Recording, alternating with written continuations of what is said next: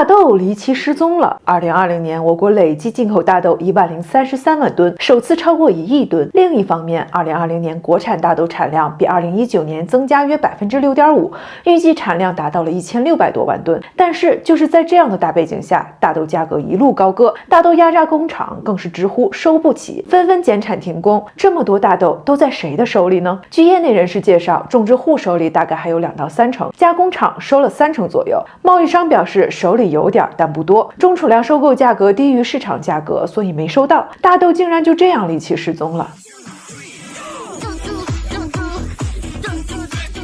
所以这期视频我们就来聊一聊这个事件里面大家关注的几个问题。第一，大豆到底在谁的手里？第二，是谁打响了大豆狙击战的第2场战役？第三，中国将如何走出大豆困局？目前我国大豆市场已经形成食用和饲料2个相对独立的市场，国产大豆主要用作食品、加工豆制品和大豆蛋白，进口大豆主要用于满足国内植物油和蛋白粕的需求，就是食用油和家禽牲畜饲料。这样看来，大豆压榨工厂停工，貌似是进口大豆出了问题。那1亿吨的大豆都没有办法满足我们的需求了吗？1亿吨大豆大概可以榨得0.73吨的豆油和0.27吨左右的豆粕，那么1亿吨的大豆大概可以榨得7300万吨的豆油和2700万吨的豆粕。而2020年我国大豆油产量为1960万吨，很显然很大一部分的大豆并没有流向加工厂，那它们到底去了哪里呢？为了更好的说明这个问题，我们先介绍另外一个事件，就是青岛港融资骗贷事件。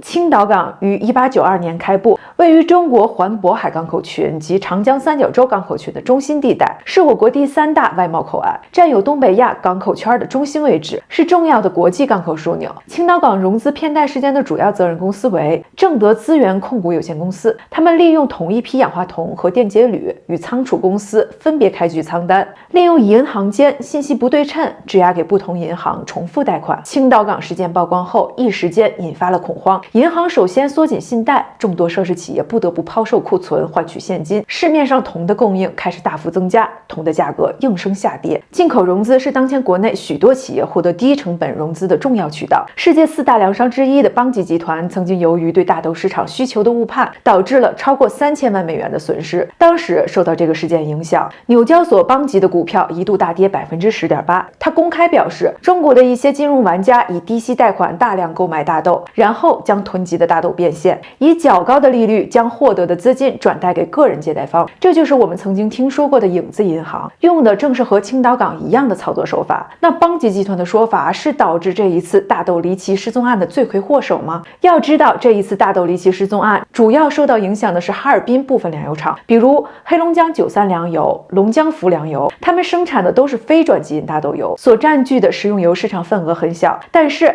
现在基本上都处于停产状态。而咱们进口的大豆来源前3是美国、巴西和阿根廷，几乎全部为转基因，所以进口融资虽然会推高大豆价格，但却不是这一次大豆失踪案的罪魁祸首。那到底是因为什么呢？因为跨国企业益海嘉里正在斥巨资进驻东北，并且每年以高于国家保护价的价格收购国产非转基因大豆，这就是为什么中储粮收不到大豆。而且去年10月份的时候，巴西突然宣布取消大豆进口管制，放宽进口海外大豆的门槛，美国将从大豆出口国转为大豆进口国。随后俄罗斯称将对出口至五眼联盟以外的中国等多个国家征收30%的大豆出口税，为期5个月的时间。俄罗斯非转基因大豆出口价格每吨至少贵1286元。这样的话，如果美国和巴西把进口俄罗斯的非转基因大豆转卖中国，这会刺激非转基因大豆价格进一步提升。再加上益海嘉里不断高价收购，垄断市场，这个手段我们是不是感到似曾相识？没错，这个跟2003年8月份发起的那场大豆狙击战十分类似。当时美国农业部发话，天气不好，大豆得减产。这条消息实际上就是一枚信号弹。收到信号的华尔街金融炒家纷纷赶到芝加哥期货交易所，一路将大豆价格从2300元炒到4400元，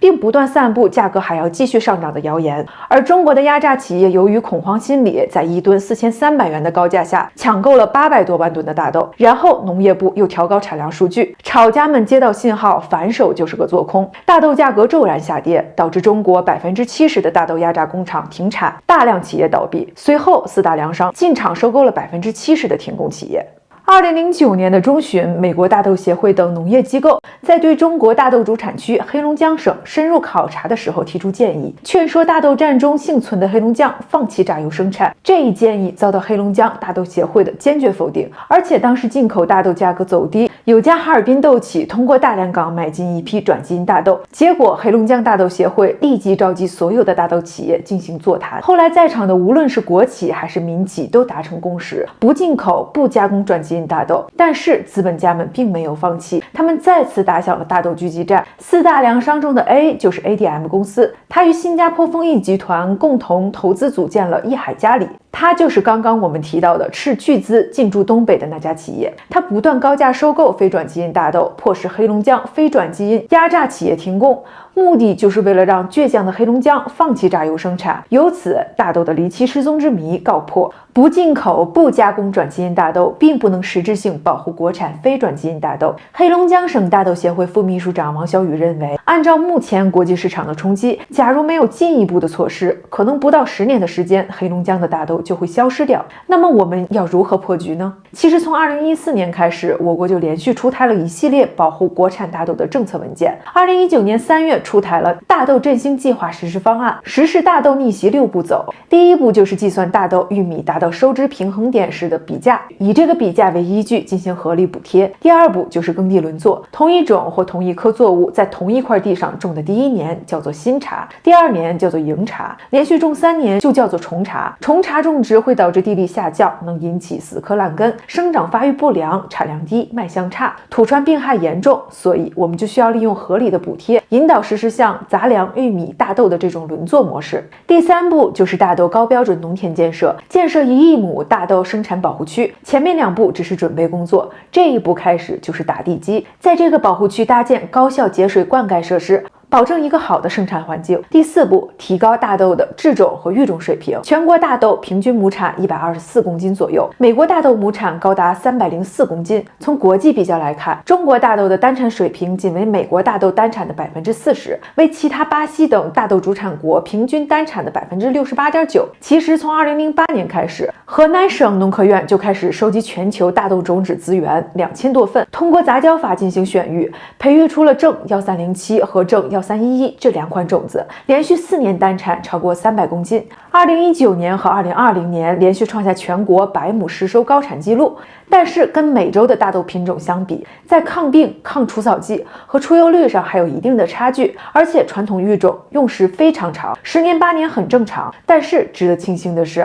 ，2002年的一场非典让我们的基因测序技术得到了突飞猛进的发展。目前我国已经完成了大豆基因的测序工作，只要研究出大豆的某一性状是由哪些基因来影响，我们就可以将传统育种与现代分子生物学技术有机结合，不仅仅能解决大豆困局，本土猪的难题也可以迎刃而解。第5步就是科学机械化种植，再加上新成果推广应用，将农业专家派往大豆主战场，进行农业技术推广和农业职业培训，给机械化装备购置补贴。另外，你像东北3省的松嫩平原、三江平原、吉林中部辽河平原和内蒙古东四盟市，地势平坦，土质都比较好，尤其是东北的黑土地，俗称1两土2两油，大豆蛋白含量比进口的转基因大豆高2到3个百分点，所以我们就可以重点发展高附加值的大豆蛋白产业。第6步就是将一些高产的新品种，利用像龙3栽培、大垄蜜、窄行蜜植这些先进的增产技术，让我们在有限的土地上争取最大的产量。而且中国正在大力发展垂直栽培技术，最成功的案例是草莓栽培。目前推广的一些草莓立体无土栽培的游人采摘方式，这种技术的出现可以释放出很大一部分的耕地面积。可以说2020年国产大豆产量增加约6.5%，是大豆突围6步走的一个阶段性胜利。当我们市面上非转基因大豆量越来越大的时候，想要形成垄断也会越来越艰难，非转基因大豆才是我们的主战场。如果无法垄断非转基因大豆，大豆困局自然迎刃而解。